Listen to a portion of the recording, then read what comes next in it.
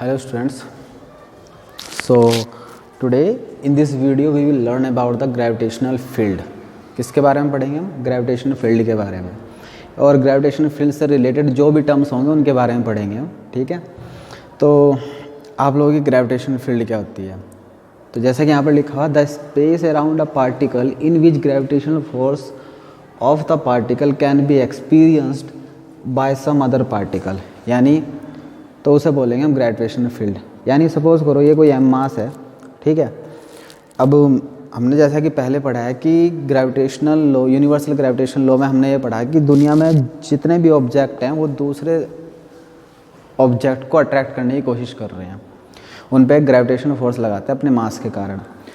तो इसमें हम ये देखेंगे कि अगर कोई एम मास का कोई ऑब्जेक्ट है तो जहाँ एक इसके चारों तरफ एक स्पेस होगा, जैसे कि मैग्नेट होता है उसके चारों तरफ एक उसका एक स्पेस होता है जितने में वो क्या करता है, चीज़ों को अट्रैक्ट कर सकता है.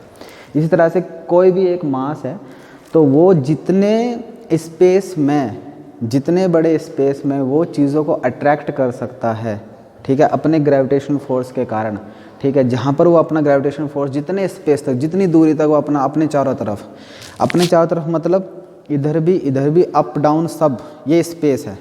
ठीक है, तो जैसे कि मैंने यहाँ लिखा हुआ, ये इसके चारों तरफ स्पेस है. अब ये इस साइड भी होगा और उसकी दूसरी साइड भी होगा, यानी एक स्फीयर क्रिएट करेगा ये. तो उतने स्फीयर में जो स्पेस होगा जहाँ पर इसका ग्रेविटेशनल फोर्स एक्सपीरियंस कर सकता है कोई दूसरा फोर्स, यानी मान लो मैं यहाँ कोई एक एम मास लेके आया और ये इससे बाहर है, तो यहाँ पर इसके एम मास के कारण यहाँ पर कोई भी फोर्स नहीं लग रहा क्योंकि इसकी ग्रेविटेशन फील्ड के बाहर है. जैसे मैं इस स्पेस में आता हूँ तो इसकी ग्रेविटेशन फील्ड में है, तो ये जो होगा आप लोग यहाँ पर आकर क्या होगा, इस एम मास के कारण यहाँ पर दूसरे जितने भी ऑब्जेक्ट आएंगे उनका फोर्स लगने लगेगा. ठीक है, तो ये होगा आप लोगों का इसकी ग्रेविटेशनल फील्ड, जितने स्पेस में वो फोर्स अप्लाई कर सकता है. ठीक है, अब ग्रेविटेशनल फील्ड स्ट्रेंथ क्या होती है? ग्रेविटेशनल फील्ड स्ट्रेंथ क्या होती है कि इस ग्रेविटेशनल फील्ड में अगर कोई मैं एक मास लेके आता हूँ, 1 यूनिट मास लेके आता हूँ, तो वो कितना फोर्स एक्सपीरियंस करेगा.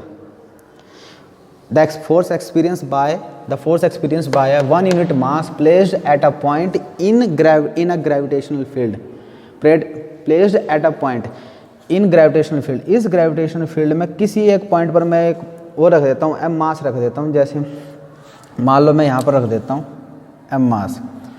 अब ये यहाँ पर कितना फोर्स एक्सपीरियंस करेगा, वो होगा आपका इस पॉइंट की ग्रेविटेशनल फील्ड स्ट्रेंथ. यानी यहाँ पर क्या होगी, कितनी ग्रेविटेशनल फील्ड स्ट्रेंथ होगी, और इसी को हम एक और वर्ड नाम से जानते हैं, इंटेंसिटी ऑफ ग्रेविटेशनल फील्ड, कि कितनी इंटेंसिटी है वहाँ पर, वैल्यू कितनी है उसकी इस पॉइंट की. तो हर एक पॉइंट की एक अलग अलग वैल्यू होती है. ठीक है, और ये वैरी किससे कर रही होगी ऐसा, तो हमने क्या देखा, force experience by unit mass, force experience by per unit mass. तो ये हम लिखेंगे फोर्स की वैल्यू क्या होती है. अगर मैं यहाँ पर इन दोनों के बीच में फोर्स देखूँगा तो कितना होगा, एम जी एम वन आपका हो गया एम ग्रेटर एम और छोटा एम, तो मैंने लिखा एम वन. ये आपका M1 है और ये आपका M2 है. फोर्स का फॉर्मूला होता है ना Gm1 M2 upon are square. तो M1 की वैल्यू यहाँ पर कैपिटल M है और M2 की वैल्यू स्मॉल m है और आर स्क्वायर आपका ये है. अब पर यूनिट मास, तो यानी मैं M से डिवाइड कर दूंगा तो M से M कैंसिल, तो ये बनेगा आपका Gm अपॉन आर स्क्वायर.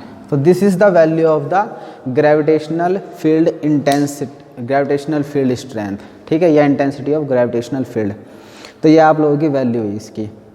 तो ये होता है आपका ग्रेविटेशनल फील्ड स्ट्रेंथ कि कितनी वैल्यू है कहीं पर. तो अब आप देखेंगे हर एक पॉइंट पे जैसे जैसे डिस्टेंस बढ़ता जाएगा तो ये ग्रेविटेशनल फील्ड की स्ट्रेंथ कम होती जाएगी, और ये समझ में भी आता है. जैसे जैसे डिस्टेंस बढ़ता जाएगा तो ग्रेविटेशनल फोर्स अप्लाई जो हो रहा है वो कम होता जाएगा. नाउ ग्रेविटेशनल पोटेंशियल, अब एक नया वर्ड हम यूज़ पढ़ेंगे कि ग्रेविटेशनल पोटेंशियल क्या होता है. तो सबसे पहले इसकी डेफिनेशन देख लो और फिर समझने की कोशिश करेंगे. Work done in bringing a unit mass, 1 unit mass from infinity to a point in the gravitational field is called the gravitational potential at that point.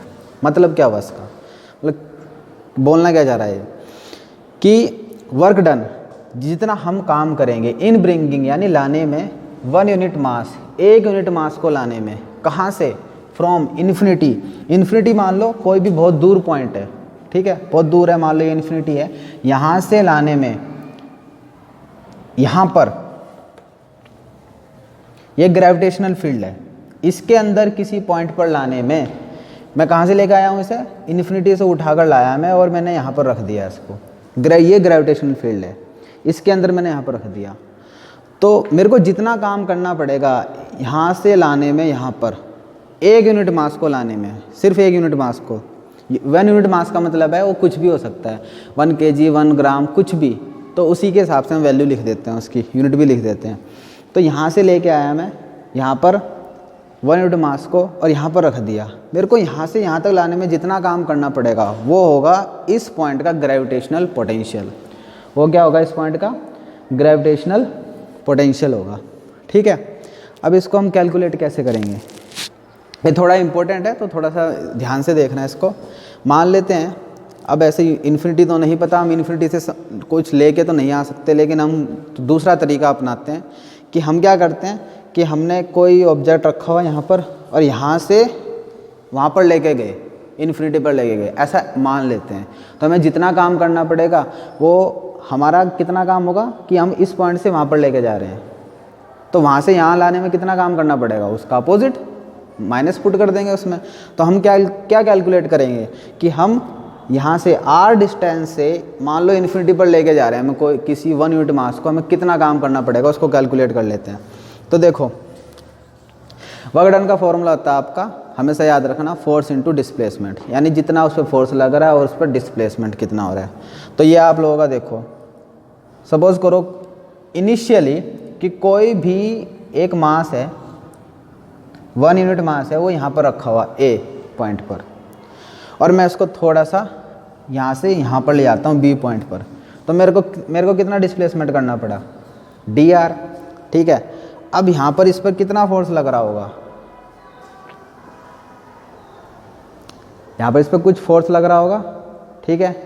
उस फोर्स की वैल्यू क्या होगी, अब ये 1 यूनिट मास है, 1 यूनिट, तो इस पर फोर्स लग रहा होगा कितना, फोर्स की वैल्यू क्या है, Gm, ये वाला m और ये वाला m और अपॉन r²। अब क्योंकि ये 1 यूनिट है तो मैं इसको हटा देता हूँ, है ना, तो इतना फोर्स लग रहा होगा। अब मैं इतना फोर्स लग रहा था, ये यहाँ से यहाँ पर गया, कितना डिस्प्लेसमेंट हुआ, dr का, तो मेरा जो छोटा सा डिस्प्लेसमेंट हुआ, तो मेरा छोटा सा काम हुआ, ठीक है। तो मेरा छोटा सा काम हुआ dw, इसकी वैल्यू कितनी होगी,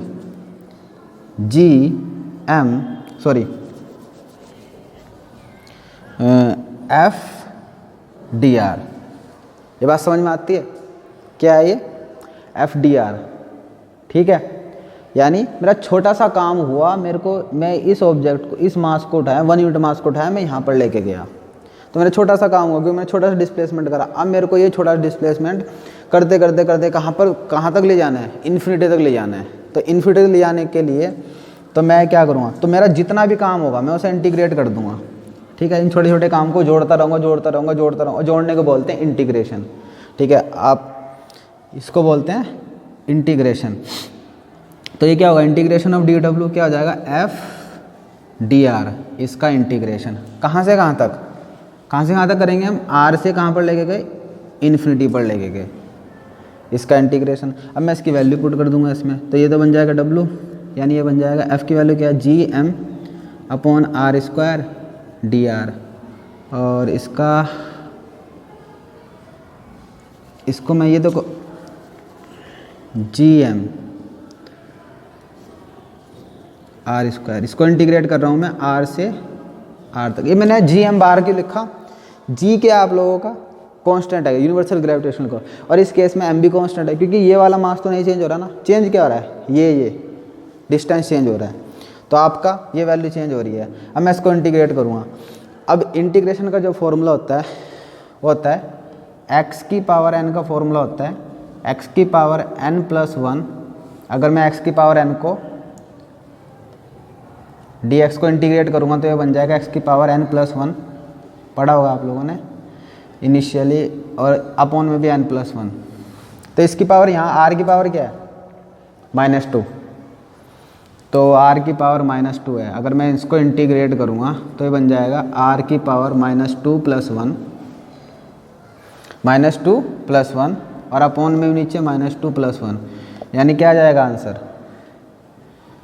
-2 + 1 कितना हो जाएगा, r की पावर -1 और नीचे भी क्या हो जाएगा,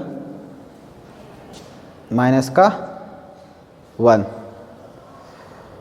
ठीक है, तो हमारी ये इसकी वैल्यू आ जाएगी। तो मैं यहाँ क्या लिख सकता हूँ डायरेक्ट, मैं इसके नीचे लिख रहा हूँ, मेरा W = क्या हो जाएगा आप लोगों का, GM 1/r माइनस का, और मैं इसमें लिमिट, जब मैं ये इंटीग्रेट कर देता हूँ मैं इसमें लिमिट पुट करूँगा r, और यहाँ पर ये लिखा हुआ मैंने, ये होच पोच हो गया यहाँ पर, और इसको मैं हटा देता हूँ, मैं इसको थोड़ा इधर लिख रहा हूँ। W = क्या हो जाएगा आपका, GM -r की वैल्यू कहाँ से कहाँ तक, ये लिमिट पुट करूँगा r से इन्फिनिटी तक।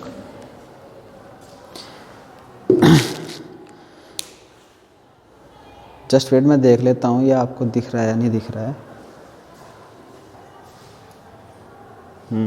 विजिबल है। तो ये हो गया आप लोगों का r की वैल्यू। ठीक, अब मैं इसमें लिमिट पुट करूँगा, तो मैं इसको रब कर देता हूँ।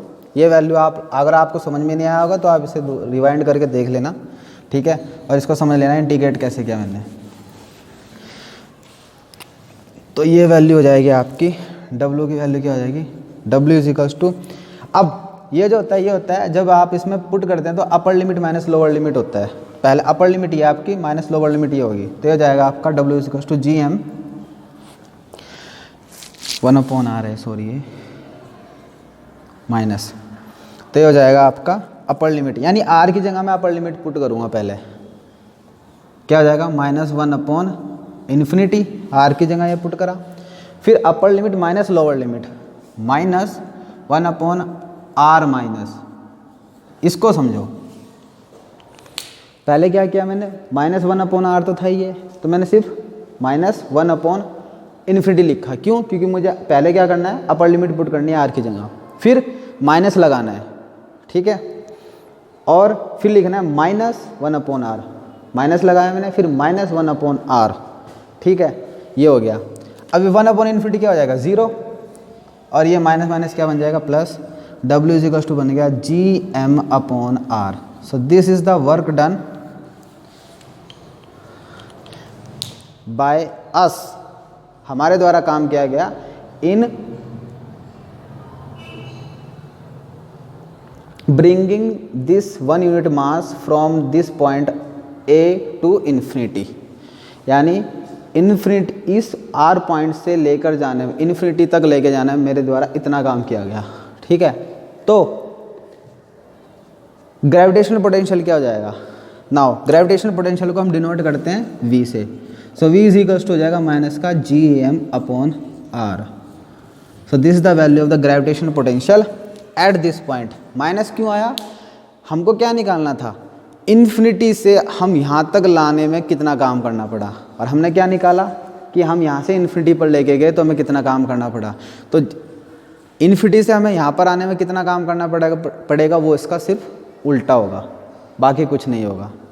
ठीक है, सो this is your gravitational potential किसी भी पॉइंट। तो हम सिंपली अब ये क्या समझ सकते हैं कि हम, अगर हमें किसी भी पॉइंट का ग्रेविटेशनल पोटेंशियल निकालना है तो क्या करेंगे, हम सिंपल है GM/r लिख देंगे। और ग्रेविटेशनल पोटेंशियल हमेशा याद रखना किसी भी ग्रेविटेशनल फील्ड में होता है, ग्रेविटेशनल फील्ड के बाहर नहीं होता। आप ग्रेविटेशनल फील्ड के बाहर कुछ सोचेंगे हमें कि ग्रेविटेशनल पोटेंशियल निकालेंगे, तो भाई हम एक बहुत ही बेतुकी बात कर रहे हैं, एब्सर्ड टॉकिंग कर रहे हैं, ये जिसका कोई भी मीनिंग नहीं है, मीनिंगलेस बात हो रही है, सेंसलेस बात हो रही है। ठीक है, तो ग्रेविटेशन फील्ड में हम ग्रेविटेशनल पोटेंशियल निकालने की बात करेंगे। ग्रेविटेशनल पोटेंशियल ग्रेविटेशनल फील्ड के बाहर नहीं होता, यानी ये ग्रेविटेशनल फील्ड है, अगर इससे बाहर हम ग्रेविटेशनल पोटेंशियल निकालने की बात कर रहे हैं तो इसका कोई सेंस नहीं बनता। ठीक है, so so this is your gravitational potential. और एक बात और समझ में आएगी कि हमेशा ग्रेविटेशनल पोटेंशियल माइनस का होगा।